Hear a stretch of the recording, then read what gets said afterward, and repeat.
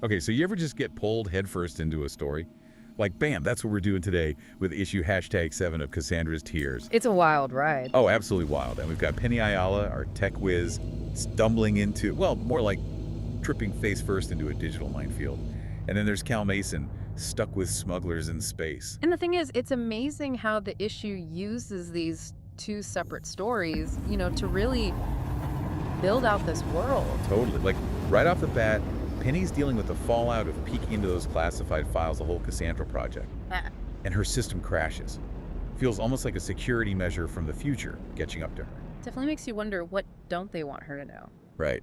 And then, boom, we're thrown into Cal's situation on this ship, the Phoenix, and it's crewed by, well, let's just say they're not winning any friendliest crew in space awards. Yeah. You've got Nesser ready to jump down someone's throat, Sasha, the pilot, all quiet but intense, and then Trunk, the muscle, always lurking. It's like they jumped straight out of a "Don't Mess with Space Smugglers" recruitment poster. For sure. Yeah. But even with all the danger, you get these glimpses into their lives, like the Sys books. It's their info source, very high tech, but also kind of old school for centuries in the future, Exactly. It makes you think, is information really that controlled? Or did technology take a detour somewhere? And then there's the mention of home and UE, almost like a longing for something bigger. But you get this feeling, right, that whatever that bigger thing is, it might be messed up. Definitely possible. It might even be the reason someone like Sasha is out here smuggling in the first place. Which brings us to the Banu Protectorate lawless space, the Wild West with hyperspace lanes. It's a haven for smugglers. But why? Is it that sense of freedom, or is it more about just surviving out there?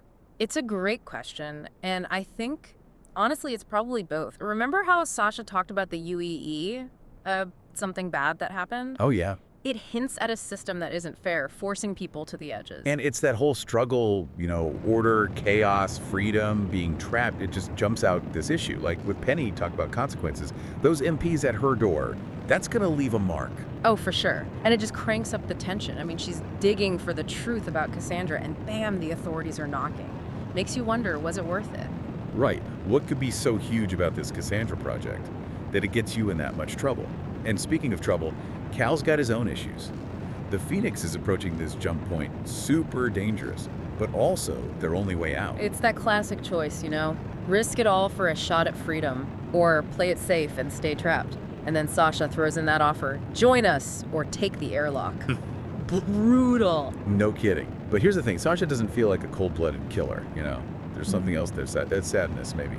Like she's disappointed in the very system she's fighting. Exactly. Remember that hint about her past? Whatever happened with the UEE, it clearly left a scar.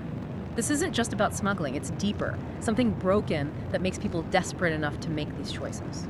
So it's like she's offering Cal a way to fight back. But at what cost, right? Yeah. Can you survive in this world without getting your hands dirty? That is the question. And it's cool how the writer mirrors these choices, Penny digging into forbidden knowledge, Cal dealing with the consequences. It's like they're both stuck, caught in something bigger. And that web just gets, stickier. The closer we get to the end, that whole jump sequence.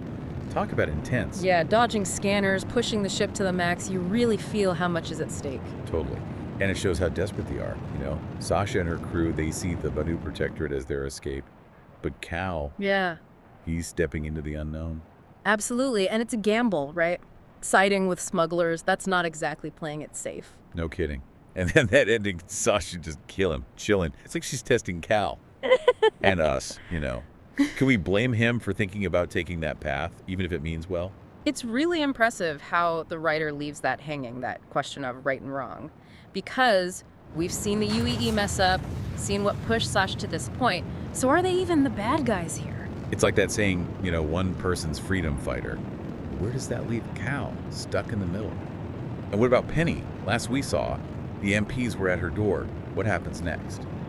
It all comes back to Cassandra, doesn't it? That project, that information, it's gotta be important.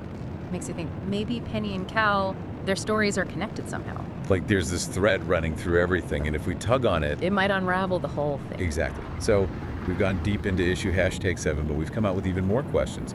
What did we learn? Well, for one thing, nothing is ever simple. Right. We have to look deeper, especially when it comes to power and who has it. The lines get blurry, hero, villain. Sometimes making the tough choice That's the only way to figure out where you stand. And maybe those tough choices, they're the ones that lead to the biggest discoveries. Until next time, keep those Sis books charged up, because you never know when you'll need a little extra knowledge to navigate the galaxy. And remember, sometimes the truth is a lot like a jump point. A little dangerous, maybe unpredictable, but always taking us somewhere new.